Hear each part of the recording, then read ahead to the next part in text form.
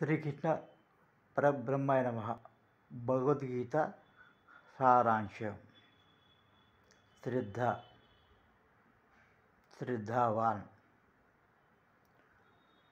ప్రతి మనిషిలో ఏదో ఒక శ్రద్ధ ఉంటుంది. ఆ శ్రద్ధకు అనుగుణంగా అతడు పనిచేస్తాడు.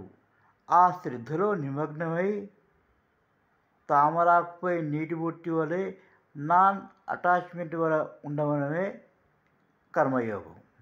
ఈ కర్మయోగం సాధించిన పిదపనే మనిషి పరంధాముని పరమపదంలో చేరుతాడు. ఈ పరంధాముని పరమపదము ఆదిపరాశక్తి వల్లనే కలుగును. ఆదిపరాశక్తి ఒక శక్తి స్వరూపమై ప్రతి మనిషిలో నిగూఢంగా దాగి ఉంటుంది. ఈ నిగూఢంగా దాగి ఉన్న ఆదిపరాశక్తి తత్వాన్ని అర్థం చేసుకోవడం చాలా కఠినం. కానీ నేను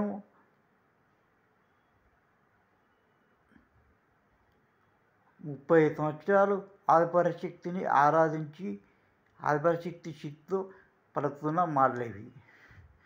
ఆదిపరాశక్తి నిత్యము, సత్యము, ఆనందదాయకము.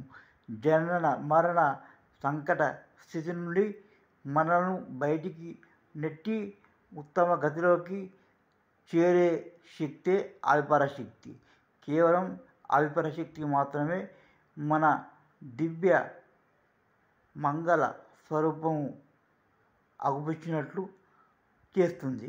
ఆదిపరాశక్తి నిత్యము, సత్యము, ఆనందదాయకము, స్ఫూర్తిదాయకము, యశస్సు, ప్రార్థన, దృక్, చింతన, ఆశీర్వాదం, బలం, యశస్సు, తీర్పు, షడ్గుణేశ్వర సంపద అనేవి ఆదిపరాశక్తి. ఓం నమః శివాయ. ఓం శ్రీకృష్ణ పరబ్రహ్మాయ నమః.